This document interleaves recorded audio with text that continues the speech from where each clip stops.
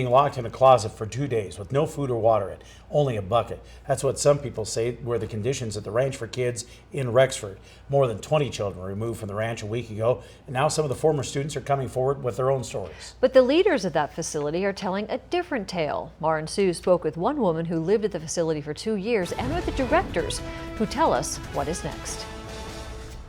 It's been about a week since 27 children were removed from this facility here in Rexford after egregious abuse claims. I spoke with one woman who shares with me her experiences of her time here at Ranch for Kids. This is Dasha Springer. Adopted from Russia at age 10, Springer then moved with her adoptive parents to Michigan. Now a successful property manager, Springer wasn't always an easy child. So from 2007 to 2009, Springer was sent to Ranch for Kids. I had a really hard time getting along with my family.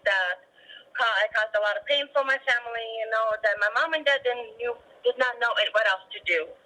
So they told me that they're going to send me away to this horse ranch in Montana. Springer says her parents paid thousands of dollars for her to attend this facility. Executive Director William Sutley says Ranch for Kids is specifically designed to help kids like Springer. We specifically work with adoptees, mostly international adoptees, who have fetal alcohol spectrum disorder and reactive attachment disorder, and that combination. At first, the ranch was great for Springer. The moment that I got there, the staff were super friendly. The staff that I had, she was amazing. However, things quickly took a dark turn. For 8 to 9 hours of the day, Springer would dig holes with the other students with no shoes, water, or food. She vividly tells me one instance where she thought the ranch's discipline went too far. Little boy, 5 years old, he had a rubber band ball and he wanted to keep building his rubber band ball, so he stole a rubber band.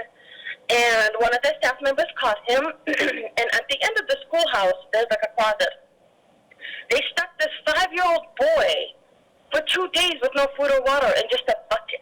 While Sutley is not a licensed therapist, he explains Ranch for Kids' methods are different. Sutley says the ranch provides structure and discipline. When I asked him about allegations of abuse, he had this to say. Most of the individuals who are the sources of that information probably are suffering from some form of mental illness.